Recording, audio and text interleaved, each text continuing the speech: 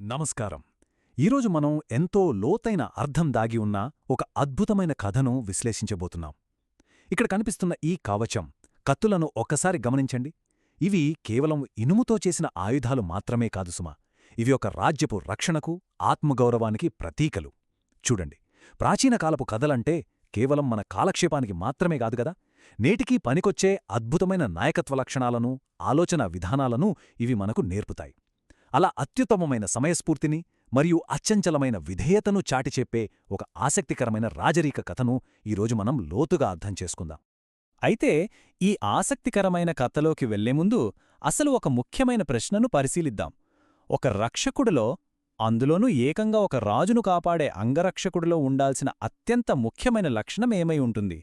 అపారమైన శారీరక బలమా, కండబలమా, లేక శత్రువులను క్షణాల్లో మట్టుబెట్టగల నైపుణ్యమా? ఒక్కసారి ఆలోచించండి. ఈ ప్రశ్న చాలా కీలకమైనది, ఎందుకంటే మనమిప్పుడు చూడబోయే కథ దీనికొక ఊహించని అద్భుతమైన సమాధానాన్ని ఇస్తుంది. అసలీ కథ ఎక్కడ మొదలవుతుందంటే, ఒక రాజ్యంలో రాజుగారి అంగరక్షకుడి పదవి ఖాళీ అవుతుంది. ఒక రాజును నీడలా కాపాడటమంటే చిన్న విషయం కాదు కదా. ఆ బాధ్యత తీసుకుంటామని దేశం నలుమూలల నుండి ఎంతోమంది పరాక్రమవంతులు వచ్చారు.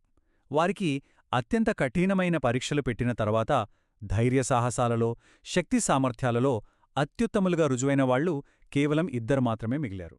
ముందు ఆ ఇద్దరు వీరులు వచ్చి నిలబడ్డారు. ఇక్కడ మనం గమనించాల్సిన అత్యంత ఆసక్తికరమైన విషయమేమిటంటే, ఆ ఖాళీగా ఉన్న సింహాసనం. ఎందుకంటే అది కేవలం ఒక ఆసనం కాదు, లక్షలాది ప్రజల భవిష్యత్తుకు, ఆ రాజ్యపు సార్వభౌమాధికారానికి ప్రతీక. ఆ సింహాసనంపై కూర్చునే రాజు సురక్షితంగా లేకపోతే ఇంకేముంది, రాజ్యం మొత్తం ప్రమాదంలో పడినట్లే. ఇంతటి అత్యున్నత బాధ్యతను చేపట్టేందుకు ఎందరో శూరులు పోటీపడ్డారు. కాని ఆ పదవికి కేవలం శౌర్యం మాత్రమే సరిపోదు, దానికి మించినది ఇంకేదో కావాలి. సరైన వ్యక్తిని ఎంచుకునే ఆ కీలకమైన బాధ్యతను మంత్రి తీసుకున్నాడు. ఇక్కడే అసలు ఘట్టం మొదలవుతుంది. మంత్రివారి శారీరక బలాన్ని మళ్లీ పరీక్షించలేదు, ఆయుధాలు ఎంత బాగా వాడతారో అడగలేదు. చాలా సింపుల్గా ఒకే ఒక్క ప్రశ్న అడిగాడు.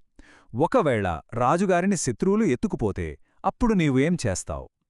ఈ ప్రశ్న వినడానికి చాలా సాధారణంగా అనిపిస్తుంది కదూ. కాని ఇది వారి మానసిక స్థితిని, విపత్కర పరిస్థితుల్లో వారు ఎంత వేగంగా, ఎంత స్పష్టంగా ఆలోచించగలరో అంచనా వేసే ఒక అద్భుతమైన సైకలాజికల్ టెస్ట్. మంత్రి ఆ ప్రశ్న అడగగానే మొదటి అభ్యర్థి ఎంతో ఉత్సాహంగా, చాలా వీరోచితంగా ముందుకొచ్చాడు. ఒకవేళ రాజుగారిని శత్రువులు ఎత్తుకువెళితే వారిమీద వెంటనే యుద్ధం ప్రకటించి, వారిని మట్టి కరిపించి, రాజుగారిని సురక్షితంగా తిరిగి తీసుకువస్తాను అని ఎంతో గర్వంగా బదులిచ్చాడు. ఈ సమాధానం వినడానికి భలే ఉందిగదా. ఒక యోధుడికి ఉండాల్సిన అద్భుతమైన ధైర్యాన్ని, ఆత్మవిశ్వాసాన్ని ఇది చూపిస్తుంది. ఒక రక్షకుడికుండాల్సిన సహజ లక్షణం ఇదే కదా అని మనక్కూడా అనిపిస్తుంది. కానీ ఇప్పుడు రెండవ అభ్యర్థి వంతు వచ్చింది. అతను మొదటివాడిలా ఏమాత్రం ఆవేశపడలేదు. చాలా ప్రశాంతంగా, తార్కికంగా ఆలోచించి ఒక అద్భుతమైన సమాధానం చెప్పాడు. అయ్యా, అసలు నేను రాజుగారి అంగరక్షకుడిగా ఉండగా ముందు నన్ను చంపకుండా శత్రువులు రాజుగారిని ఎలా తీసుకోగలరు అని అడిగాడు. చూశారా, ఈ సమాధానం ఎంత ప్రశాంతంగా ఉందో అంతకంటే 1000 రెట్లు శక్తివంతంగా ఉంది. ఇందులో అనవసరమైన ఆవేశం లేదు, కాని తన ప్రాణాలకంటే మిన్నగా రాజును కాపాడతానన్న అచంచలమైన నిబద్ధత దాగి ఉంది. సరే, ఇప్పుడు దీని గురించి కొంచెం లోతుగా విశ్లేషిద్దాం. ఈ రెండు దృక్కోణాలను పక్కపక్కన పెట్టి చూస్తే మొదటి అభ్యర్థి దృష్టి అంతా శత్రువుని ఓడించడం మరియు రాజును రక్షించడంపైనే ఉంది. అంటే ఒక ప్రమాదం జరిగిపోయిన తర్వాత తను ఎలా స్పందిస్తాడు అనేది చెప్తున్నాడు. కాని రెండో అభ్యర్థి దృష్టి పూర్తిగా ప్రమాదాన్ని నివారించడంపైనే ఉంది. తన ప్రాణం పోయేవరకు రాజుని ఎవరూ తాకలేరని, అసలు శత్రువు ఆ పని చేయకుండా ముందే అడ్డుకుంటానని హామీ ఇస్తున్నాడు. సింపుల్గా చెప్పాలంటే, ఒకరు సమస్య వచ్చేక పరిష్కరిస్తానంటే మరొకరు అసలా సమస్యే రానివ్వనని చెప్తున్నారు. మరి ఇక్కడ ఊహించని మలుపు ఏమిటో తెలుసా? మంత్రి ఎవరిని ఎంపిక చేశాడో అన్నదే ఇక్కడ అత్యంత కీలకమైన అంశం. ఇద్దరూ మహావీరులే, కాదనలేం. కాని మంత్రి ఏమాత్రం ఆలోచించకుండా రెండవ వాడినే రాజుగారికి అంగరక్షకుడుగా నియమించాడు. ఎందుకో తెలుసా? కండబలం కన్నా బుద్ధిబలం మరియు కేవలం ప్రతీకారం తీర్చుకోవడం కన్నా తన ప్రాణాలను అడ్డుపెట్టైనా సరే రాజుగారి ప్రాణాలకు రక్షణ కవచంలా నిలబడే ఆలోచన విధానం మంత్రినే కాదు, ఎవరినైనా ఇట్టే ఆకట్టుకుంటుంది. మరియు ఇది ఒక విషయాన్ని చాలా అద్భుతంగా వివరిస్తుంది. ఈ పట్టిక ద్వారా వారి మనస్తత్వాలను నిశితంగా గమనిద్దాం. విధానం అంటే అప్రోచ్ పరంగా చూస్తే మొదటి అభ్యర్థి ప్రమాదం జరిగిన తరువాత రియాక్ట్ అవుతాడు. రెండవ అభ్యర్థి ప్రమాదం జరగక ముందే జాగ్రత్త పడతాడు. ఇక దృష్టి లేదా ఫోకస్ పరంగా చూస్తే మొదటివాడి దృష్టి శత్రువుల మీద విజయం సాధించడంపై ఉంటే రెండవవాడి ఫోకస్ అంతా రాజుగారి భద్రతపైనే ఉంది. చివరగా విధేయత విషయానికొస్తే ఒకరు రాజుకోసం పోరాటం చేస్తారు, కాని రెండవవారు ఏకంగా రాజుకోసం ప్రాణత్యాగం చేయడానికే సిద్ధపడతారు. ఒక గొప్ప నాయకుడికి లేదా రక్షకుడికి ఉండాల్సిన ముందుచూపు ఈ విశ్లేషణలో మనకు స్పష్టంగా కనిపిస్తుంది కదా.